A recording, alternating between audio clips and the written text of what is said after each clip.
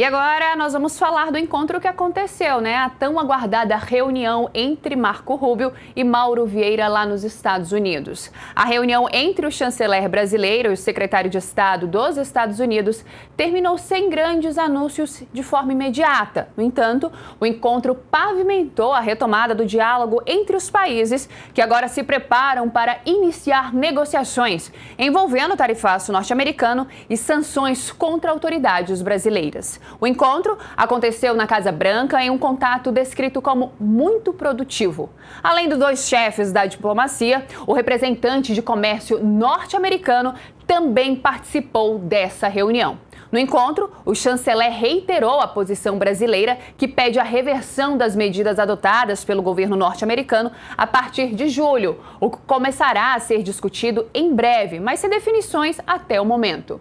E os próximos passos das negociações, como datas, formato e equipe de negociadores, serão definidos através de contatos futuros com Rubio, acrescentou o chanceler brasileiro Mauro Vieira. E não ficou claro se questões políticas, como a condenação de Jair Bolsonaro, foram temas desta reunião entre os dois representantes dos governos. Antes, a administração Trump usou o processo contra o ex-presidente brasileiro, condenado a mais de 27 anos de prisão por tentativa de golpe, para justificar a ofensiva tarifária contra o Brasil. Agora, a expectativa é que os presidentes Lula e Trump se encontrem para conversar presencialmente em breve. Porém, não há data definida para este encontro acontecer. E para conversar comigo sobre o saldo de toda essa reunião que aconteceu ontem, eu chamo agora o especialista em geopolítica, Jonathan Matos. Jonathan, bom dia, seja bem-vindo ao Acorda Metrópolis. E eu já começo perguntando para você, né, o que a gente pode aguardar aí para esses próximos dias, depois da coletiva de ontem, que Mauro Vieira, ele trouxe ali, falando que foi uma boa conversa, um bom encontro, mas não deu muitos detalhes do que foi discutido de fato com o Marco Rubio. O que a gente pode esperar daqui para frente? Bom dia, Marília. Bom dia aqui, o pessoal da Metrópolis. Muito obrigado pelo convite. Eu acredito que essa reunião entre o Marco Rubio, o secretário de Comércio, Green, e o ministro Mauro Vieira, em declaração conjunta, eles falaram que foi muito construtiva, a reunião foi muito positiva. Então, eu acredito que nos próximos passos existe um estreitamento que pode ser muito positivo para as relações bilaterais, né? Eu acho que a disponibilidade do Lula em dar o seu telefone pessoal e ter uma linha direta com o Trump reforça um laço de uma boa perspectiva nessa relação bilateral. A gente classificar esse primeiro encontro que aconteceu, né? A gente vem falando aí que foi um encontro que serviu de pavimento para uma possível reunião presencial entre os presidentes, que são eles que de fato vão estar discutindo essas questões. O que a gente pode prever, né? Com esse saldo positivo, porque nós tivemos aí uma declaração conjunta, né? Uma nota conjunta dos dois países afirmando que foi uma conversa positiva. A gente pode de fato esperar que essas taxas elas venham ser suspensas, possam ser diminuídas? Existia até uma desconfiança no caso do Marco Rubio pelo perfil ideológico dele, mas acho que a gente também tem que olhar um lado um pouco mais institucional. Ele é secretário de Estado, então ele é o par do Mauro Vieira, e eu acredito que a questão das tarifas, acho que ela está em negociação, né? O Brasil tenta diminuir as tarifas, sobretudo as tarifas adicionais de 40%. As tarifas anunciadas pelo Trump no começo, ela já tinha uma lista de exceções de quase 700 itens, alguns de maior, outros de menor complexidade. Então, eu acredito que o governo brasileiro, junto dos Estados Unidos, vai trabalhar para reduzir esses 40%, né? O 10% adicional é uma tarifa, o 10% é uma tarifa geral que está sendo aplicada, inclusive, para aliados dos Estados Unidos. Fala-se que pode aí aumentar a lista de exceções, como você acabou citando, né? Quase cerca de 700 produtos eles acabaram sendo retirados naquele primeiro momento dessa taxação. E agora se fala que essa lista ela possa aumentar, mas que essa taxação aí de 50% ela deva permanecer. Você acredita que isso de fato pode acontecer?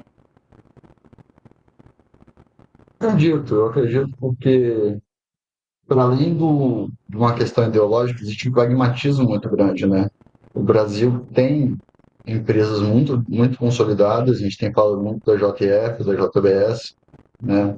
Os Estados Unidos é um grande comprador do Brasil. O Brasil é um país que tem uma balança comercial favorável aos Estados Unidos. É, nos últimos 15 anos foram mais de 400 bilhões de déficit. Então, algumas alegações do governo Trump, como o Brasil tem práticas desleais ou sobretaxas, caem por terra quando a gente olha para os dados, né? Então, eu acredito que o estreitamento dessas relações vai aumentar, porque existe um interesse que é muito pragmático, né? Que é a geopolítica da América Latina, né?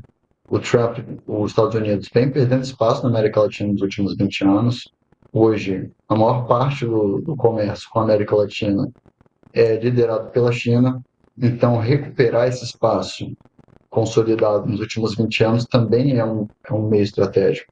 E aí entram outras questões, como terras raras, né, como minerais críticos, que o Brasil tem cerca de 3,2, 3,5 bilhões de terras raras aqui, e isso é do interesse não só dos Estados Unidos do ponto de vista comercial, quanto da disputa tecnológica, né, da fronteira tecnológica, porque todos os bens de maior complexidade hoje demandam essas terras raras e esses minerais críticos. Então, acredito sim que a gente possa criar condições para reduzir as taxas e aumentar, né, a interconectividade entre o mercado brasileiro, as empresas brasileiras e o governo americano. Você puxou a questão aí dos minerais, das terras raras e dos minerais críticos. E eu ia justamente tocar nesse assunto porque ele pode ter entrado nessas conversas de fato por conta da China, que foi outro fator que você acabou citando, onde o Brasil hoje importa, né? O Brasil, ele tem um número muito grande nesses minerais. Eles são muito importantes também, por exemplo, para a produção de carros, o que os Estados Unidos fazem em grande escala.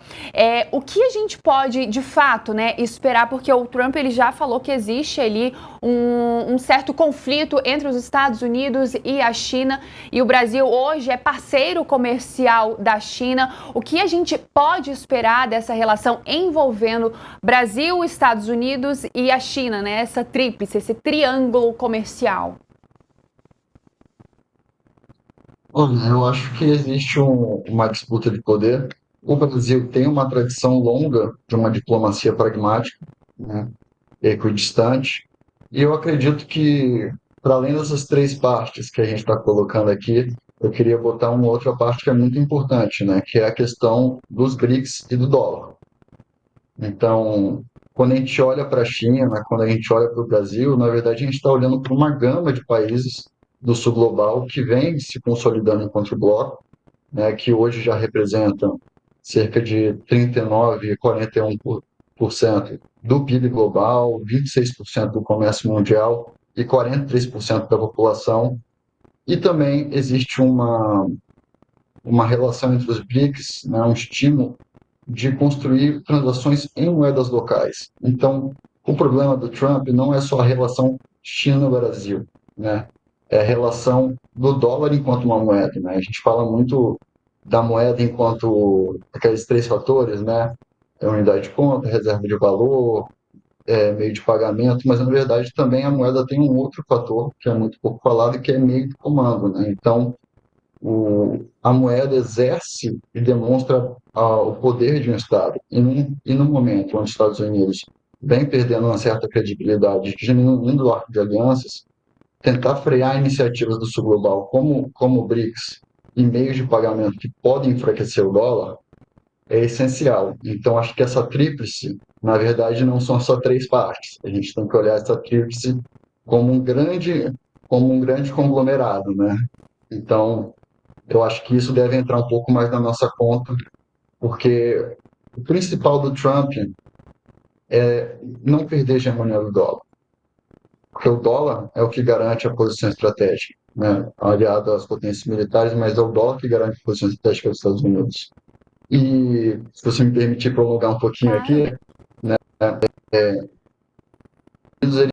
ele pratica muito a sanção unilateral, né? Então, países como Irã, como Rússia, entre outros, estão proibidos do comércio internacional em dólar, né? Estão fora do sistema SWIFT.